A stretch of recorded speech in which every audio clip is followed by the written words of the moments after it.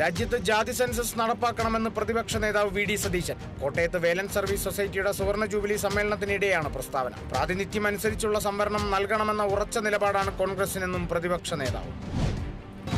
കോട്ടയത്ത് സ്വകാര്യ ബസ്സിടിച്ച് പരിക്കേറ്റ് ചികിത്സയിലായിരുന്ന ബൈക്ക് യാത്രക്കാരൻ മരിച്ചു. മരിച്ചത് കളത്തിപ്പടി സ്വദേശി ജോയ് ജോസഫ്. മരിച്ചത് പുലർച്ചെയോടെ. സംസ്കാരം ഇന്ന്.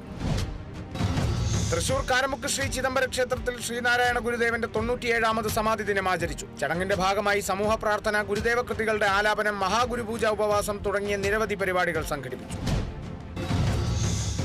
തൃശൂരിൽ 14 കോടിയിലധികം രൂപ നിക്ഷേപ തട്ടിപ്പ് നടത്തിയ കേസിൽ ഒരു പ്രതിയെ കൂടി റിമാൻഡ് ചെയ്തു. റിമാൻഡ് ചെയ്തത് പി സ്വദേശി അനിൽകുമാറിനെ. ക്രൈംബ്രാഞ്ച് അന്വേഷണ സംഘത്തിന്റെ നേതൃത്വത്തിൽ പ്രതിയെ അറസ്റ്റ് ചെയ്തത് നേപ്പാൾ അതിർത്തി ഗ്രാമത്തിൽ നിന്നും.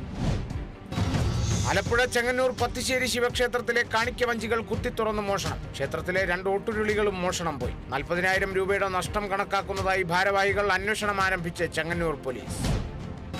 തൃശൂർ ചാലക്കുടിയിൽ കടമുറി വാടക സംബന്ധിച്ച തർക്കത്തിനിടെ കടയുടമയ്ക്ക് വെട്ടേറ്റത് എറണാകുളം സ്വദേശി മിൽട്ടണ്. വെട്ടിയത് മേലൂർ സ്വദേശി വർഗീസ്. വടിവാൾ വീശി ഭീകരാന്തരീക്ഷം സൃഷ്ടിച്ച വർഗീസിനെ നാട്ടുകാർ ചേർന്ന് കെട്ടിയിട്ടു. പ്രതി പോലീസ് കസ്റ്റഡിയിൽ.